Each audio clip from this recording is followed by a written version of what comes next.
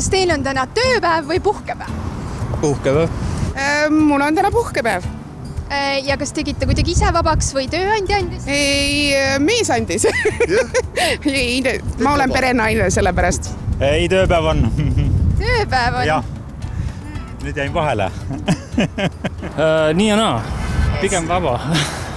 Pigem vaba, mis see tähendab? No ma oleks pidanud tegelikult tööl olema, aga ei olnudki vaja minna. Saan ise planeerida. Tööpäev. Ahaa. Ehk et teile siis ettevõtta nii-öelda ei andnud vaba päeva? Ma olen ise ettevõtja ja selles mõttes ma saan võtta vabu päevi kui vaja. Vaba päev. Ja kas ettevõtte andis või kuidagi graafiku alusel? Graafik oli. Täitsa tööpäev.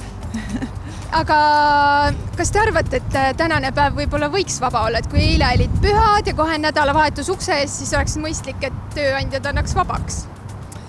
See on hea küsimus, et ma arvan, et see on hästi tööandja otsustada ja mõelda, et väga paljud tööandjad annavadki need päevad vabaks, et inimestel oleks võimalik varusid laadida, et selline pikk külm kevad on olnud. Ja kuidas me Eesti 5 rikkama viigi hulka niimoodi viime? Vaadake, millised Singapuris on töömesilased. Oleks loogilisem tõesti ja koolilastele ka kusjuures, et kui eile oli vaba, miks täna siis ei või? Mõned tööandjad annavadki, mõned ei anna. Tegelikult minu oma annab ka. Tegelikult mina pooldaksin seda, et see on nagu lolli mängimine, et üks päev puhkust, üks päev tööd ja siis 2 päeva puhkust, et ikka. See oleks täitsa mõistlik. No sõltub tööst. Aga alati võib vaba päev olla. Ja mis te oma pika nädalavahetusega peale hakkate? Eile olid ju kevadpühad ja kohe nädalavahetus ukse ees. Maja ehitan.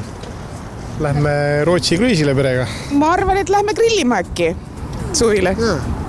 Oleneb ilmast. Oleneb ilmast just. Sõidaks ära kuhugi linnast, maale näiteks. Maatööd on vaja teha.